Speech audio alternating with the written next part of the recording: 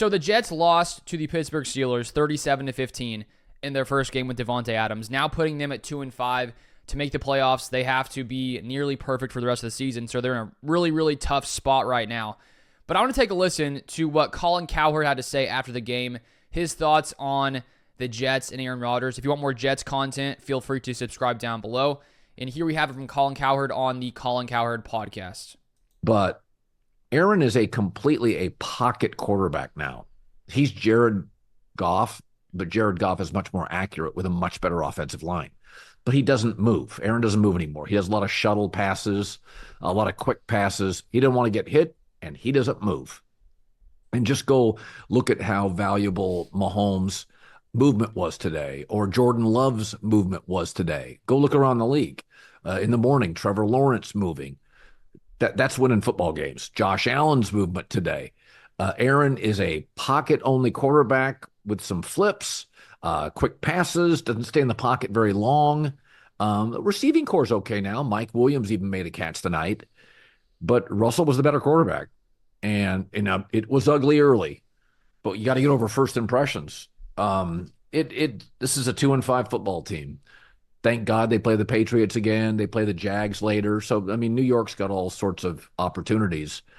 But we're going to have to be totally honest here. Russell Wilson, with this defense and this culture and this head coach and this run game, is going to end up having a better year than Aaron Rodgers with that interim coach and that crappy culture and that bad owner and a hit-and-miss run game. Jets couldn't run the ball tonight. It's funny. Aaron and Russell Wilson, I can't speak for Russell.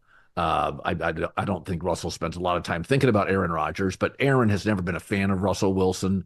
Aaron, I don't know. He's spiritual. I'm not sure if he's agnostic, but he's spiritual. Always kind of rolled his eyes at Russell Wilson. It was pretty understood in the league.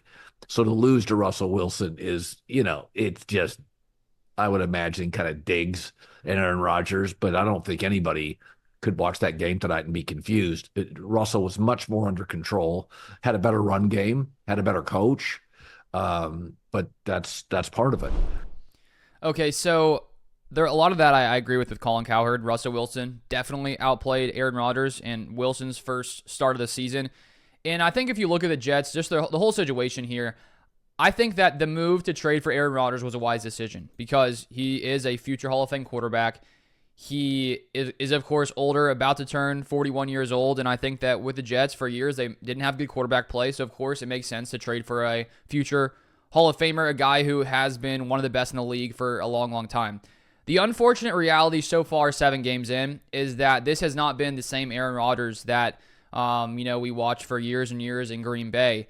During his time in the NFL, right now his career stats, he leads the NFL in touchdown interception ratio at 4.33 touchdown to interception ratio. Right now, it's at 1.43 with 10 touchdowns and 7 interceptions so far this season.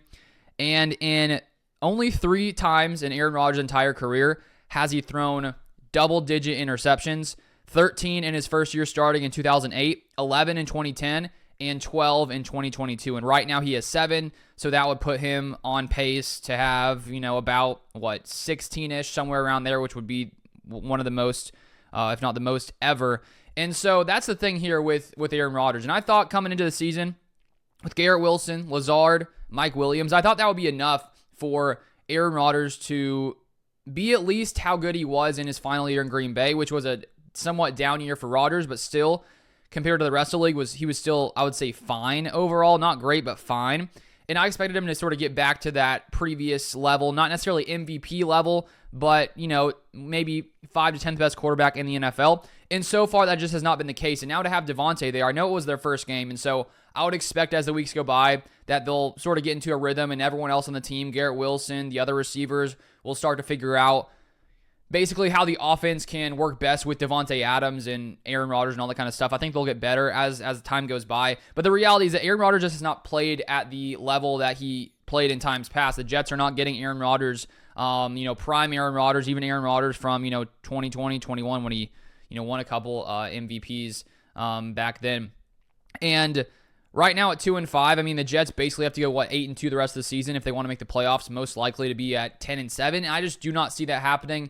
And you look at the game early on, the Jets were, I would say, somewhat in control, up 15-6. Then Rodgers throws the first pick, which just was a bad throw. Second half, later on, he throws the other interception, but it's because it bounces off of Garrett Wilson. And so this is a Jets team that just makes way too many mistakes. Rodgers throwing a lot of picks this year. Then Garrett Wilson dropping a ball. The Steelers get the ball, basically at the 1 yard line. And still at that point in the game, it is 23-15 after the Steelers score that touchdown. So this game was not out of hand until the fourth quarter. You look at the near the end of the third quarter when the Jets, attempted a 35-yard field goal that got blocked. There was 2 minutes, 37 seconds left in the third quarter. And if that field goal would have gone in, which most teams, can make a 35-yard field goal, but the Steelers did a good job blocking that, it would have been 23-18 as you're about to enter the fourth quarter. So it was a pretty close game, but then after that missed field goal, the Jets defense can't stop a thing. The Steelers go down 11 plays, 75 yards. Then the Jets, turn the ball over on downs. Then the Steelers score once again on a 13-play, 75-yard drive. And so the Steelers, the Jets offense was okay to start the game, but then it just sort of sputtered out the rest of the game and couldn't really get much going. And I think the sad thing here is, Rodgers, he still makes plays where you're like, okay, that's Aaron Rodgers. That's the Aaron Rodgers we know, just some perfect passes. But then he's making way too many mistakes. He is just not being as consistent as he needs to be for this Jets team to win. And you throw in the fact that the Jets have so many injuries in the secondary. They couldn't stop the run.